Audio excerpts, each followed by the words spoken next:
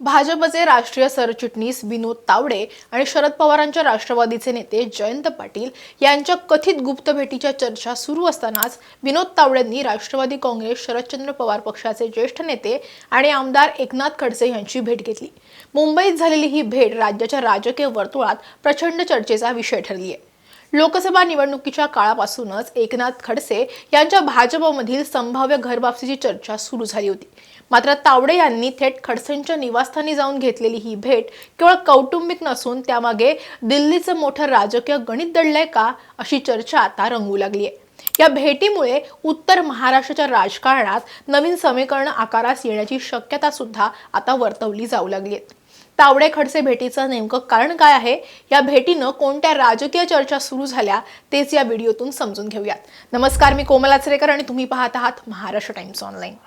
विनोद तावडे आणि एकनाथ खडसे यांच्या भेटीचा फोटो सोशल मीडियावर व्हायरल झाल्यानंतर राजकीय कयास बांधले जाऊ लागले। खडसे आणि तावडे यांच्या भेटीमुळे उत्तर महाराष्ट्रात पुन्हा एकदा एकनाथ खडसे यांच्या भाजपातील घरवापसीची चर्चा जोरात सुरू झाली आहे। महाराष्ट्रात भाजपला बळकट करण्यासाठी एकनाथ खडसे यांनी प्रमोद महाजन आणि गोपीनाथ मुंडे यांच्यासोबत अनेक वर्ष कठोर परिश्रम घेतले।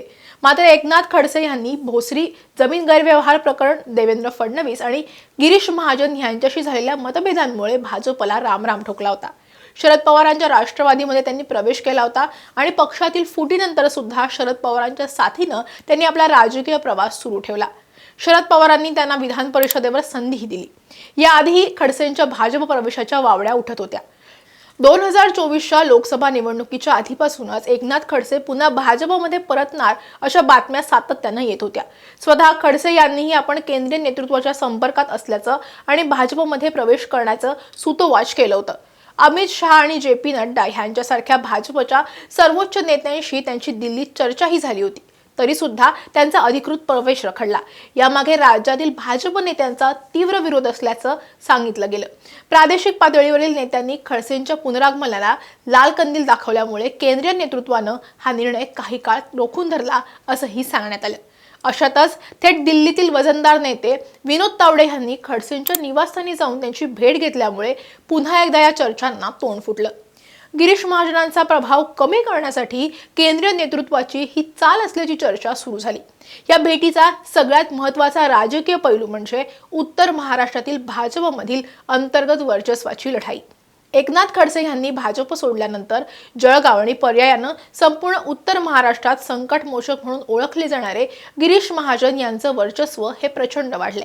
पक्षांतर्गत निर्णयांमध्ये आणि तिकीट वाटपामध्ये सुद्धा महाजन यांची भूमिका निर्णायक ठरू लागली आहे। राजकीय गोटात अशी चर्चा आहे की उत्तर महाराष्ट्रात गिरीश महाजन यांचा वाढता एकछत्री अंमल आणि प्रभाव काहीसा मर्यादित करण्यासाठी भाजपच्या केंद्रीय नेतृत्वानं ही नवीन चाल खेळली असल्याची शक्यता आहे। एकनाथ खडसे यांच्यासारख्या मातब्बर नेत्याला पुन्हा एकदा पक्षात स्थान दिल्यास उत्तर महाराष्ट्रात सत्तेचं विकेंद्रीकरण होईल आणि कोणत्याही एका नेत्यावर पक्ष पूर्णपणे अवलंबून राहणार नाही अशी रणनीती दिल्लीतून आखली जात असल्याची शक्यता वर्तवली जाऊ लागली आहे। विनोद तावडे हे थेट केंद्रीय नेतृत्वाचे प्रतिनिधी म्हणून या प्रक्रियेत सक्रिय झाल्यामुळे राज्यातील स्थानिक विरोधकांना डावलून हा निर्णय घेतला जाऊ शकतो असे संकेतही मिळतात।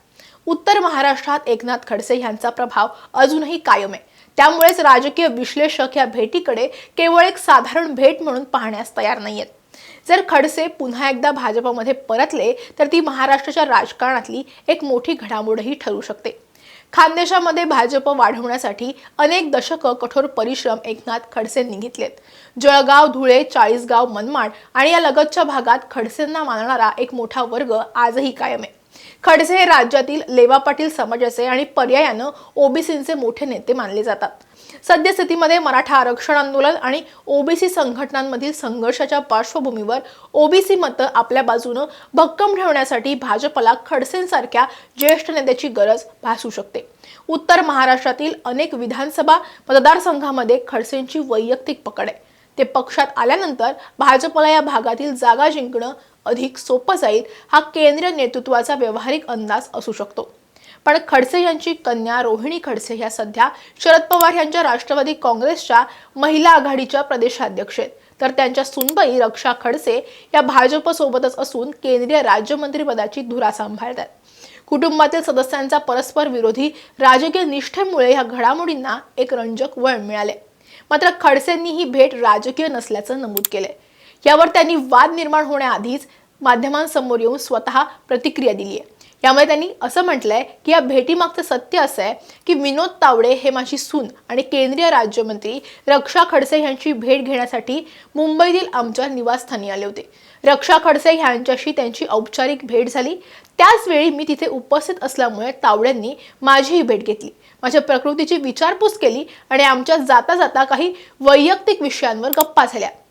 या भेटीत कोणत्याही प्रकारची राजकीय चर्चा झालेली नाही असं खडसेंनी म्हटलंय। खडसेंनी जरी या भेटीला कौटुंबिक आणि सदिच्छा भेट असं स्वरूप देण्याचा प्रयत्न केला असला तरी राजकारणात विनोद तावडे यांच्यासारखा दिल्लीतील वजनदार नेता जेव्हा खडसेंच्या घरात येतो तेव्हा त्याच्यामागे केवळ प्रकृतीची विचारपूस हा एकमेव हेतू असू शकत नाही। विनोद तावडे आणि एकनाथ खडसे यांच्यातील ही मुंबईतील भेट किती अनौपचारिक किंवा वैयक्तिक सांगितली जात असली तरी सुद्धा महाराष्ट्राच्या बदलत्या राजकीय समीकरणांमध्ये ती अत्यंत महत्त्वाची ठरली आहे। एकनाथ खडसे आणि विनोद तावडे यांच्या भेटीमुळे भाजपमध्ये खडसे यांचा पुनरागमन होणार का याविषयीचं तुमचं मत कमेंटमध्ये नक्की कळवा।